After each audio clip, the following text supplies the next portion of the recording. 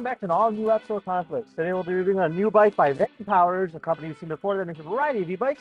This year is the UrbanGlide, designed for day-to-day use and has a nice little slope down here so you can kind of hop on and hop off with ease.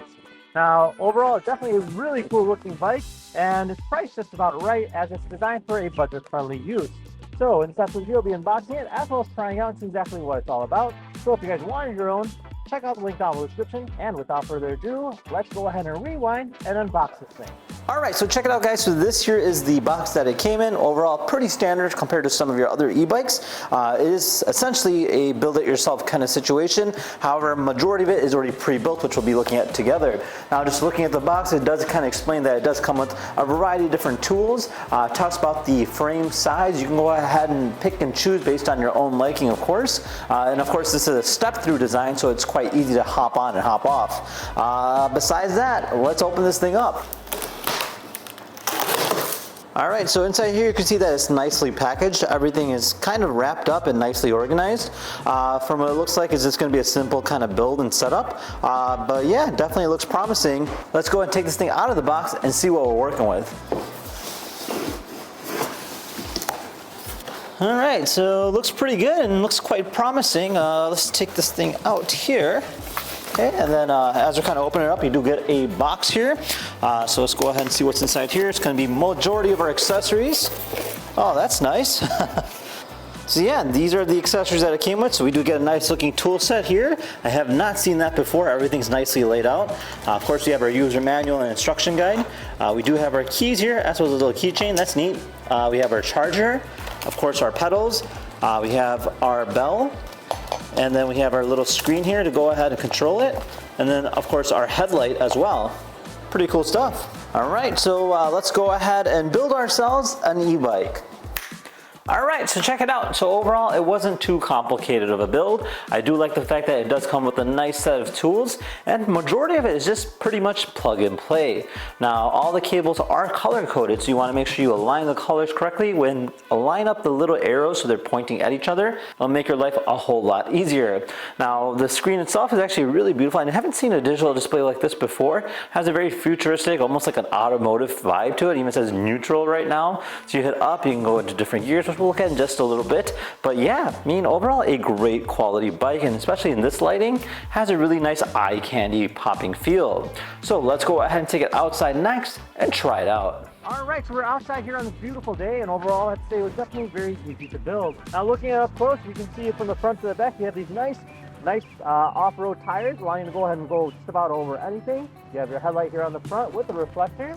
We have a nice looking fender gap here to go ahead and protect you from any kind of debris. It does have locking suspension, so you can go ahead and adjust it based on your own use if you're going off-road or whatnot. And then of course you do have the fully adjustable steering rack. Over here you can go ahead and adjust the height based on your own preference. This here is the small frame, allowing it for smaller users to use it. And on the actual handlebar itself, you do have your 7 gear Shimano gearbox. You have your belt. You have that lovely looking digital display, almost out of an actual car. I love this. I have not seen anything like this before. It even has a time as well. Now you can change the speed by simply hitting up and down here.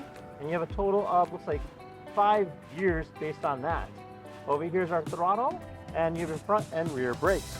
Now as you kind of move our way through the middle, you do have your key here to go ahead and unlock your battery pack, your charger port, as well as your physical on-off button here.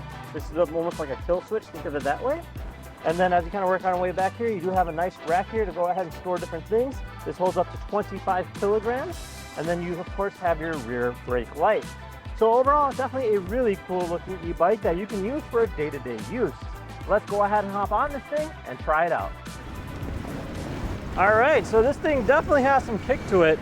Now it does have a pedal assist function. And in terms of the actual throttle itself, I mean, it really just kind of pushes you along. Surprisingly, it's actually pretty quick. Let's see what the top speed is. All right, so we're hitting 17, 18, 19, 20. 20 miles per hour is the maximum speed on this e-bike.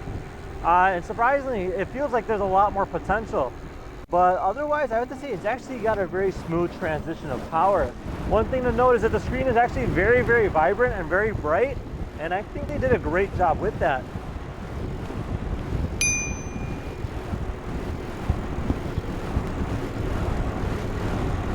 Yeah, no, this thing's actually pretty smooth and very, very comfortable.